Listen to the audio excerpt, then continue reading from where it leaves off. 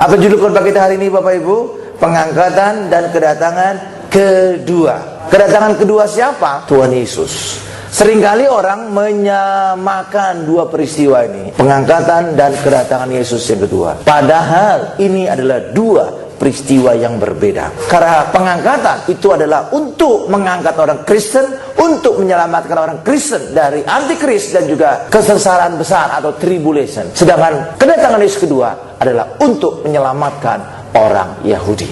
Coba kita lihat ayatnya, 1 Tes 4 ayat 17. Sesudah itu kita yang hidup, yang masih tinggal, akan diangkat bersama-sama dengan mereka dalam awan menyongsong Tuhan. Siapa mereka ini? Yang sudah mati diangkat duluan Bapak Ibu, dan kita kemudian berikutnya. Ya, menyongsong Tuhan di mana? Di angkasa. Demikianlah kita akan selama-lamanya bersama-sama dengan Tuhan. Nah, ini proses pengangkatan. Kalau proses kedatangan Yesus yang kedua, maka harus sesuai dengan nubuatan malaikat. Apa nubuatan malaikat pada saat Yesus naik ke surga? Sebagaimana Yesus naik, seperti itu juga Yesus turun. Yesus naik secara tubuh, maka Yesus harus turun secara tubuh. Yesus naik di Bukit Zaitun, maka Yesus harus turun di Bukit Zaitun. Yesus naik disaksikan oleh orang Israel, maka Yesus turun harus disaksikan juga orang Israel. Anda Ibu, karena sebagaimana Yesus naik, seperti juga Yesus turun.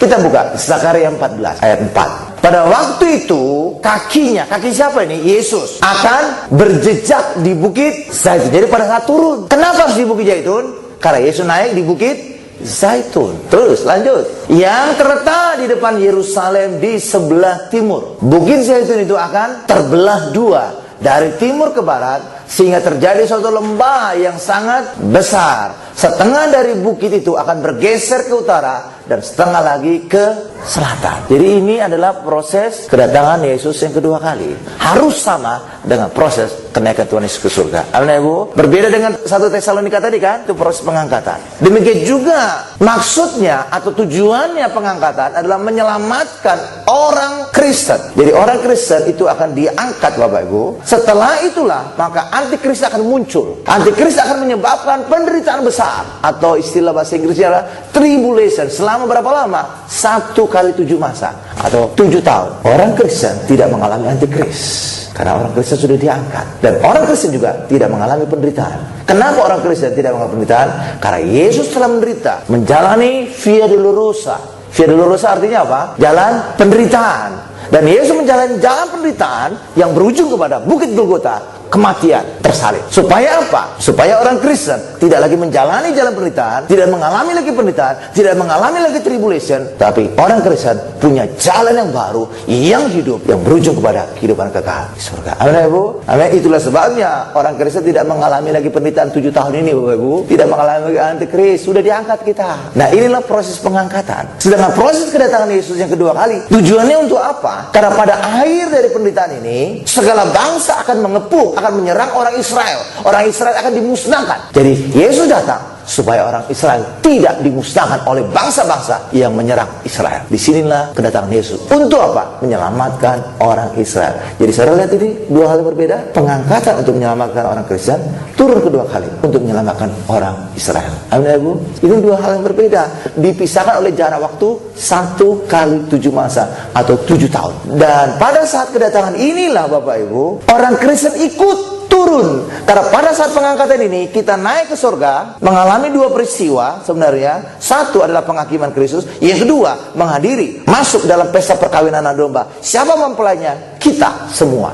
Karena kita adalah mempelai Kristus. Nah, setelah 7 tahun di surga dan di bumi terjadi ada 1 kali 7 masa atau 7 tahun juga, maka kita nanti akan turun bersama-sama dengan Tuhan Yesus. Untuk apa? Tuhan Yesus menyelamatkan orang Israel. Dan untuk apa? Yesus akan memerintah sebagai raja, dan kita juga turut memerintah bersama-sama dengan Tuhan Yesus. Nah, orang Israel juga bingung tentang Mesias, karena perjanjian lama mengisahkan tentang Mesias dua hal yang sangat berbeda. Satu, menceritakan Mesias itu harus menderita. Dan itu dikatakan dalam Yesaya 53 ayat 4 sampai dengan 5. Itu jelas, Mesias harus dipukul, Mesias harus mati, Mesias harus menderita. Tetapi dalam sisi lain, Mesias juga dikatakan datang dengan kemuliaannya, dengan kuasa Allah. Ini dua hal yang berbeda. Bagaimana mungkin ada satu Mesias yang menderita, yang mengalami dipukuli, yang ditombak, ditikam, sedangkan satu lagi Mesias yang datang dengan penuh kuasa dan kemuliaan? Itulah sebabnya bagi orang Yahudi, mereka berpikir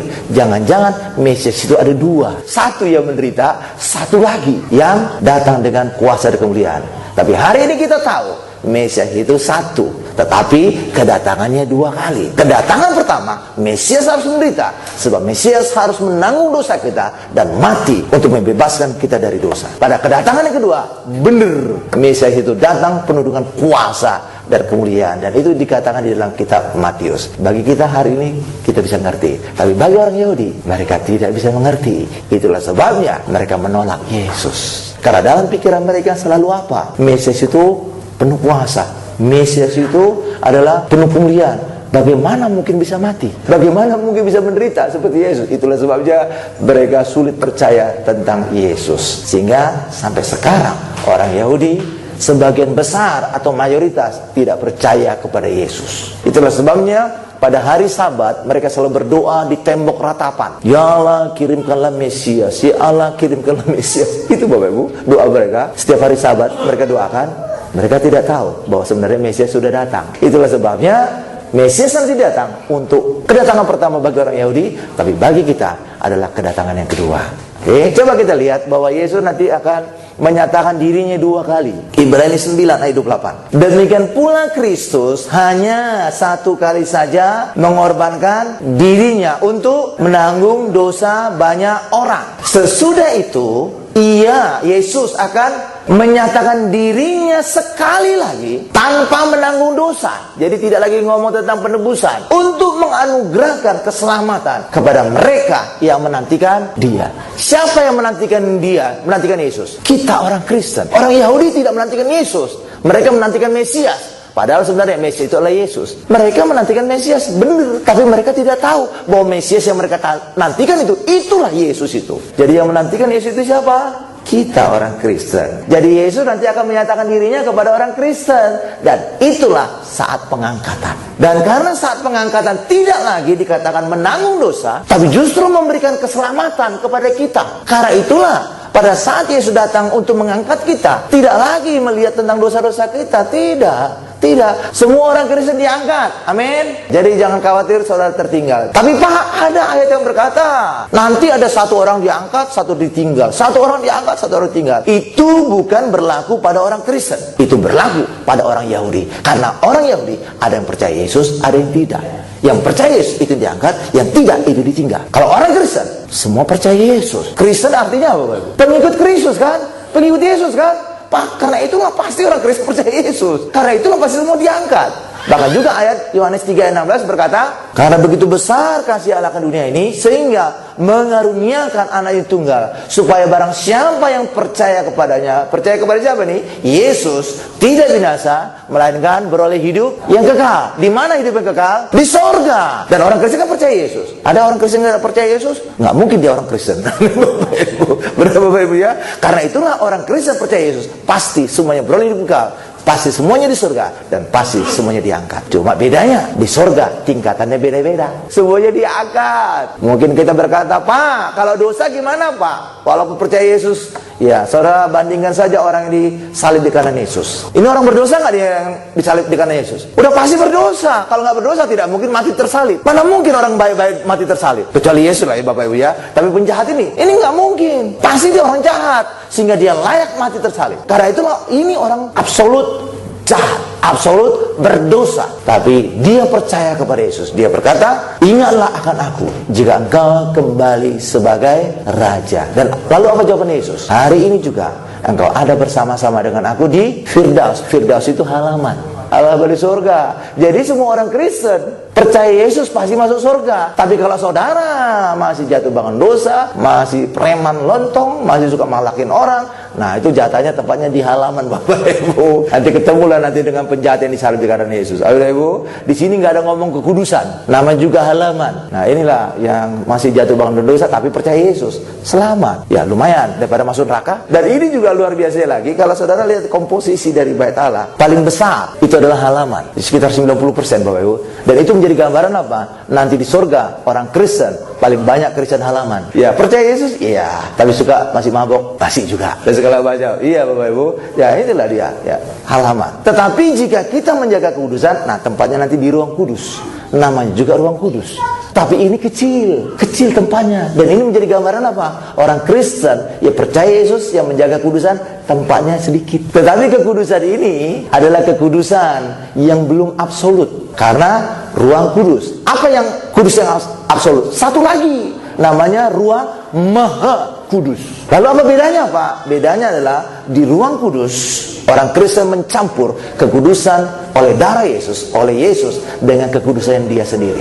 Kekudusan karena perbuatannya sendiri. Inilah Kristen kudus, tetapi belum absolut. Tapi Kristen yang maha kudus adalah orang Kristen yang sungguh-sungguh mengandalkan oleh kuasa darah Yesus, dia dikuduskan. Amin. Itulah Kristen yang maha kudus. Itulah Kristen yang masuk ruang maha kudus. Tapi sebenarnya lah Bapak Ibu ya, orang dengan perbuatannya, orang dengan usahanya tidak akan mungkin bisa kudus. Karena kekudusan selalu berkaitan dengan bebas dosa. Bebas dosa selalu dikaitkan dengan darah Yesus yang membasuh dosa kita. Upaya saudara tidak bisa bebas dosa. Dan karena upaya saudara tidak bisa bebas dosa, maka upaya saudara juga tidak bisa membuat saudara kudus. Hanya darah Yesus yang bisa membuat kita kudus. Jadi kekudusan harus selalu dikaitkan darah Yesus yang kita percaya membasuh seluruh dosa kita, sehingga kekudusan hanya selalu berkaitan dengan darah Yesus, bukan perbuatan kita. Haleluya. Sekarang kita masuk pada bagian yang kedua. Jadi murid-murid berpikir bahwa Tuhan Yesus datang pertama kali itu untuk memulihkan kerajaan Israel. Itulah sebabnya menjelang Yesus naik ke surga, mereka berkata, Tuhan, maukah engkau pada masa ini memulihkan kerajaan Israel? Coba kita lihat ayatnya, Kisah 1 ayat 6 sampai dengan 7. Maka bertanyalah mereka, siapa nih mereka? Murid-murid yang berkumpul di situ. Tuhan, maukah engkau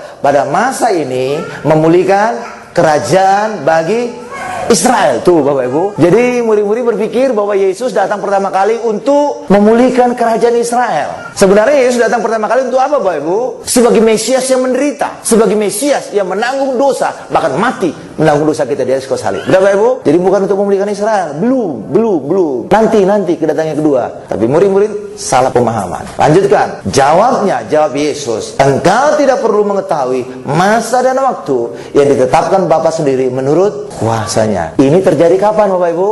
Pada kedatangan Yesus yang kedua kali. Pada saat itulah Yesus turun untuk juga menyelamatkan orang Israel dari kemusnahan akibat bangsa-bangsa menyerang orang Israel. Bahkan juga Yesus turun bersama-sama dengan kita, orang-orang kudusnya. Karena apa? Pada saat pengangkatan ini kita sudah naik. Ya, sudah naik ke surga. Tapi kita nanti akan turun lagi bersama-sama dengan Tuhan Yesus. Dan kita sudah menjadi orang kudus ini Bapak Ibu. Kudus bukan karena perbuatan kita. Kadang-kadang jauh dari kekudusan perbuatan kita Bapak Ibu. Tapi karena darah Yesus lah yang membuat kita menjadi orang-orang kudusnya Tuhan. Amin Ibu. Nah, nanti pada kedatangan kedua inilah Tuhan Yesus turun sebagai Raja. Kita lihat Zakaria 14 ayat 9. Maka Tuhan akan menjadi Raja atas seluruh bumi. Jadi ini lanjutan dari ayat Zakaria 14 ayat 4 tadi. Yesus turun menjejakkan kakinya di bumi. Jadi Yesus sudah turun. Yesus bukan hanya turun, tapi Yesus juga menjadi Raja. Maka Tuhan akan menjadi Raja atas seluruh bumi. Pada waktu itu Tuhan adalah satu-satunya dan namanya satu-satunya. Inilah kedatangan yang kedua. Yesus Mesias sebagai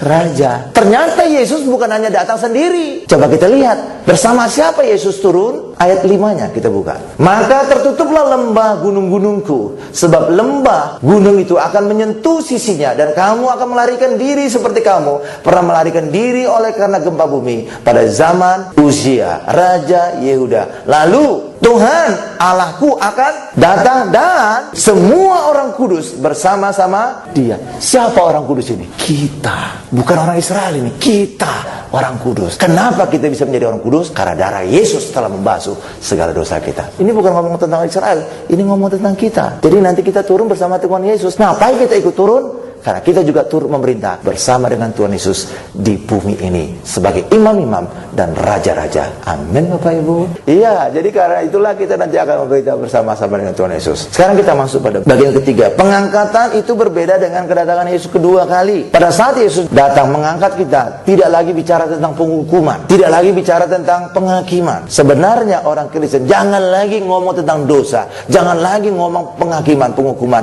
jangan lagi ngomong penderitaan. Kenapa bisa demikian? Karena Yesus telah menanggung segala dosa kita. Kalau Yesus saudara percaya menanggung dosa saudara, saudara masih ngomong dosa lagi nggak Bapak Ibu? Ya enggak dong. Kalau saudara percaya semua dosa kita ditanggung, mana lagi kita ngomong tentang dosa? Amin. Dan karena kita tidak lagi ngomong dosa, maka tidak lagi ngomong penghukuman. Penghukuman selalu berkaitan dengan dosa. Itulah sebabnya orang Kristen di dalam Yesus tidak lagi dihukum, tidak lagi dihakimi Allah. Mana ayatnya Pak? Roma 8 ayat 1. Demikianlah sekarang tidak ada penghukuman bagi mereka yang ada di dalam Kristus Yesus. Saudara ada dalam Kristus Yesus, amin. Maka saudara tidak mengalami penghukuman. Penghukuman apa? Bahkan sebenarnya saudara juga tidak lagi ngomong tentang dosa. Kita sudah disebut orang-orang kudusnya. Orang kudus selalu berkaitan apa? Bebas dosa. Karena itulah bagi kita sebenarnya, ketika kita percaya kepada Yesus telah menanggung dosa kita, orang Kristen jangan lagi ngomong dosa. Bahkan juga orang Kristen jangan lagi ngomong hukuman, karena hukuman selalu berkaitan dengan dosa. Karena itulah bagi setiap kita hari ini,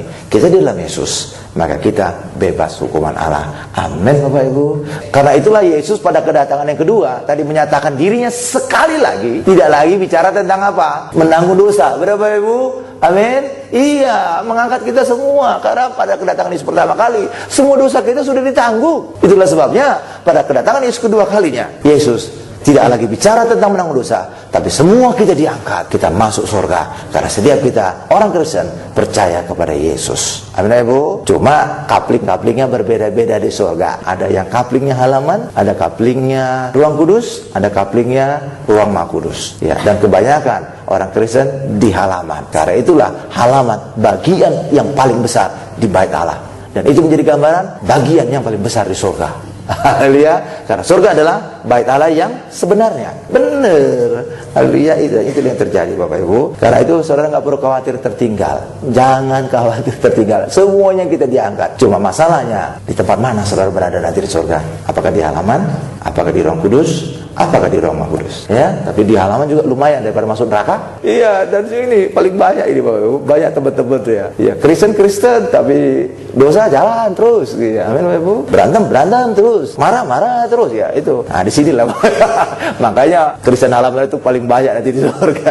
Ya, oke, kita lanjutkan. Pada saat kita diangkat, sebenarnya kita mengalami dua peristiwa. Ngapain? Itu selama 7 tahun, 1 kali 7 masa, kita mengalami sesuatu di surga, tapi di bumi juga akan terjadi sesuatu. Di bumi, antikris muncul dan membuat terjadinya penderitaan besar atau tribulation. Sebaliknya, kita naik ke surga, ada mengalami sesuatu selama 7 tahun. Kita tutup khotbah kita dengan 2 Korintus 5 ayat 10. Segera sesudah siksaan pada masa itu, matahari akan menjadi gelap dan bulan tidak bercahaya. Pasti bulan tidak bercahaya. Kenapa? Karena bulan memantulkan sinar matahari. Lah kalau matahari saja tidak bersinar, bagaimana mungkin bulan bersinar? Terus lanjutkan lagi. Dan bintang-bintang akan berjatuhan dari langit, dan kuasa-kuasa langit akan goncang. Karena itulah sekarang tanda akhir zaman sudah ada. Mari kita berjaga-jaga, bukan takut karena ketinggalan nanti pengangkatan. Semua kita percaya Yesus akan diangkat. Asal saudara jangan murtad. Demi apapun jangan murtad. Walaupun akan diangkat mantu oleh seorang pejabat, jangan murtad. Amin. Tapi kalau saudara murtad, kita tidak akan diangkat Bapak Ibu.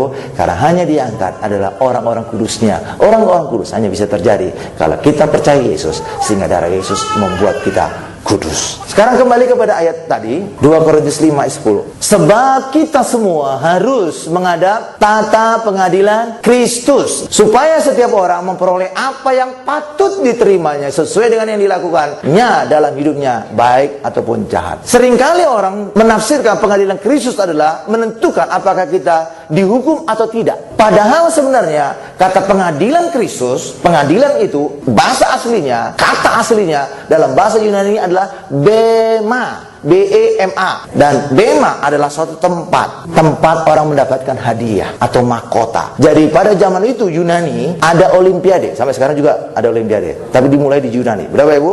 Nah, ketika orang menang, maka orang itu akan naik ke bema. Untuk apa? Kaisar atau pejabat kota itu akan memberikan dia mahkota. Mahkota itu berupa daun pohon zaitun. Sekarang diganti jadi daun emas. Jadi dimahkotai. Hal yang sama juga dengan kita. Ketika kita nanti diangkat, kita adalah para pemenang. Karena Yesus telah memenangkan semuanya dan kita ada dalam Yesus, sehingga kita disebut juga lebih dari pemenang. Itulah sebabnya semua orang Kristen nanti masuk ke bema, ada di bema untuk mendapatkan mahkota. Setiap kita dapat mahkota karena setiap kita sudah menang, sebab setiap kita ada di dalam Yesus. Kemenangan Yesus itu menjadi kemenangan kita. Itulah sebabnya orang Kristen adalah orang-orang pemenang. Bukan karena kita sudah mengalahkan musuh kita, bukan, tapi Yesus telah mengalahkannya dan kita dalam Yesus, maka kemenangan Yesus menjadi kemenangan kita. Makanya istilahnya lebih dari pemenang. Bukan saudara yang memenangkan, tapi saudara turut mengalami kemenangan karena kita di dalam Yesus. Itulah istilah lebih dari pemenang. Jadi kita nanti ada di bema untuk mendapatkan mahkota. Mungkin saudara dapat 1, mungkin dapat 2, mungkin dapat 3, tapi pasti semuanya dapat karena semuanya kita adalah pemenang. Lalu berikutnya apa Pak? Kita kemudian nanti masuk dalam pesta perkawinan. Kita akan masuk semua. Kenapa kita masuk dalam pesta perkawinan?